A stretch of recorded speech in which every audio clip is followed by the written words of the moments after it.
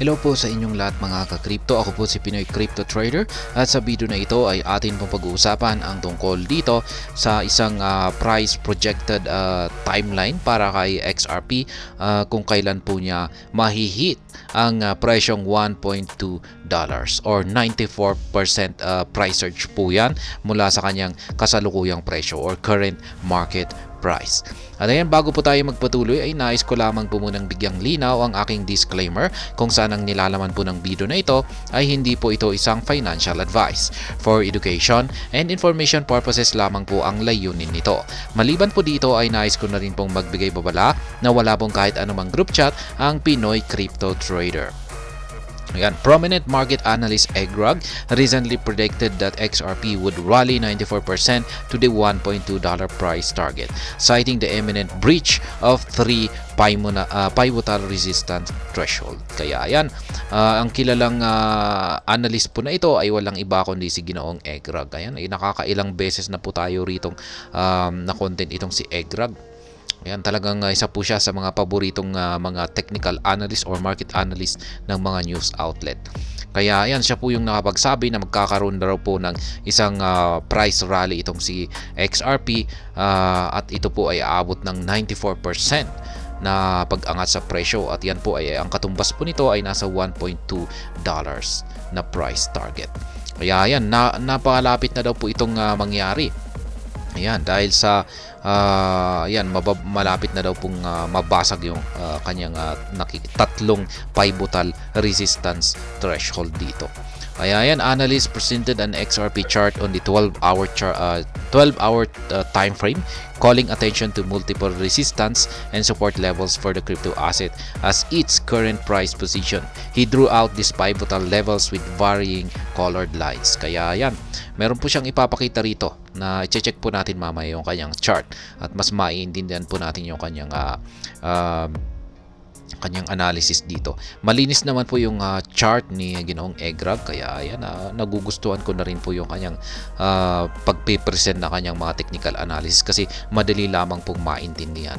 Yan, XRP resistance points below $1.2. The first resistance stood at 0.59.76, stationed at the Fib 0.382 point. XRP breached 0.5976 resistance on October 31, flipping it into support in November. The crypto token has since faced pressure from the bears, leading to retest of this support. However, XRP has sternly defended it. In his latest analysis, Egrag drew a blue fractal tracing a projected trajectory to see XRP breach the following resistance points to the $1.2 price territory. According to the analyst, if this path plays out, it will result in an explosive and rapid short-term rally. Kaya yan po, ito po yung kanyang chart. Ayan, nakikita po natin dito yung mga horizontal line na mga ito. Ito po ay mga resistance at saka mga support line. At nakikita po natin dito yung breakout. Linagyan po niya ito ng flag. Ayan. At ito po yung price target natin. Ayan, yung kanyang 1.2. Yan, papasok po siya rito sa green line na ito. Ayan, macro go-go level. Ayan, the second resistance point to break is the 0.7495 level, currently at Fibonacci 0.5. The last time XRP retested this resistance was on November 13. However, it faced a potent roadblock that saw it drop 23% to a low of 0.57348 days later. Kaya yan, ito po yung second point na resistance line natin, nasa mga 0.7495. Ayan, nandito po yan. Nandito po yan sa mga, yan, nandito po sa ilalim, yung kulay puti na ito. Ayan, nasa 0.5 ng ating Fibonacci indicator. Ayan po yung ginamit niya rito.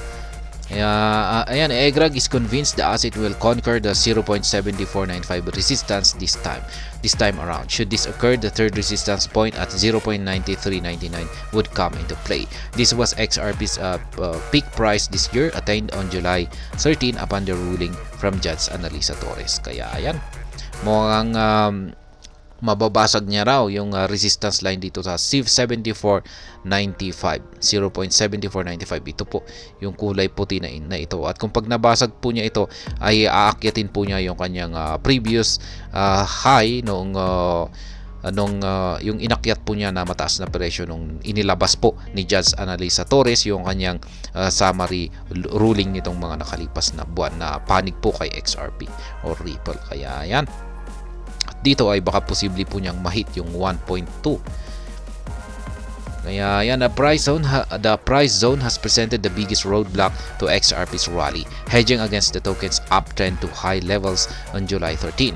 If XRP crosses above 0.9399, it would eventually engineer a measured move to reclaim the $1 price. This would bring the 1.104 resistance into play. Kaya yan, kung pag nabasag naman daw po niya yung 0.9399 na ito. Ito po yung mataas na presyo na dulot po ng paglabas ng yung summary ruling ni Judge Analisa Torres noong mga July 13. Kung pag nabasag po niya ito ay dito po niya marireclaim yung mismong presyo na $1. Dito na po siya magtatagal. Ayan, ito naman po yung kanyang sunod na resistance line na babasagin. Nasa $1.104. Timeline for the $1.2 target. Yan, ito naman yung kung kailan niya makakamit ang presyong $1.2. Yan, XRP believes EGRAG believes XRP would still break the 1.104 resistance, making it way to a much coveted 1.2 price zone. According to the analyst, XRP would breach these resistance levels to hit the $1.2 price within a maximum of 55 days. This puts the target period in February. Kaya yan, ayon po kay Ginoong EGRAG ay makakamit daw po ni XRP ang presyong $1.2. Ayan, sa maximum days na 55 days. Yan po yung mahabang araw na makakamit niya ang presyong ito. Yan, kaya yan, kapag 55 days mula ngayon ay yan po ay sa pagsapit ng buwan ng February next year po yan. The chartist admitted that up to 90% of XRP holders have lost their optimism due to the token's recent underperformance. Recall that Solana recently surpassed XRP in the market cap amid in an explosive run. Totoo po yan. Dami ko pong nababasa ngayon na comment na talagang nawala na talaga sila ng optimism or yung parang pagtitiwala dito kay XRP. At ayan, marami na akong nababasa na ayan, stable coin si XRP. Ayan, walang pagbabago. Ayan, nagsa-sideways lang.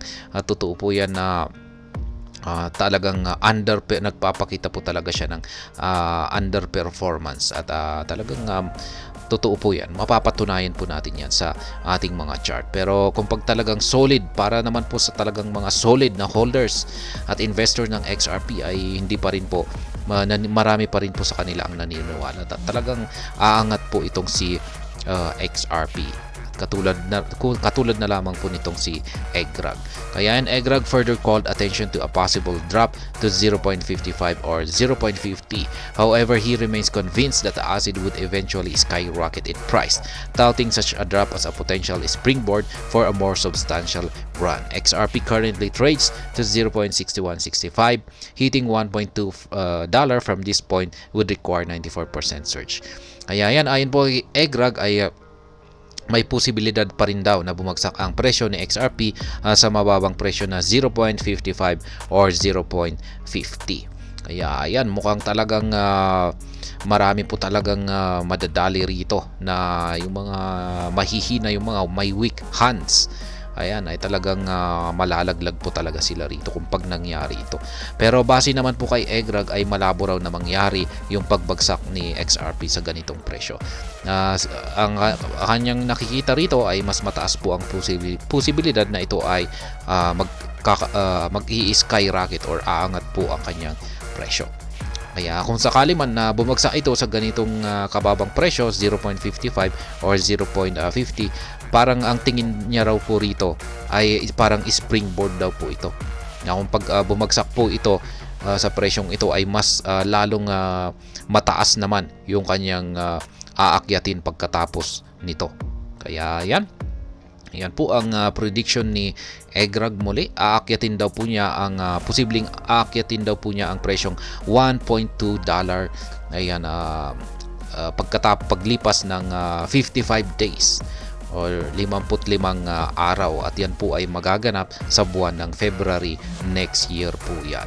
At ayan, hanggang dito na lamang po tayo sa video na ito. Sana po ay inyong nagustuhan ang aking paliwanag sa video na ito. Kung inyo po itong nagustuhan ay pakiclick lamang po ang like button nito. Para naman po sa mga bago lamang dito, kayo po ay aking inaanyayahan para mag-subscribe. Pakiclick na rin po ang bell icon nito dahil ito po ang siyang magsisilbing notification nito sa mga bago kong videos na akin pong ina-upload sa aking YouTube channel na ito. Marami pong salamat sa panunood. Ingat po tayo lagi at God bless po sa ating lahat.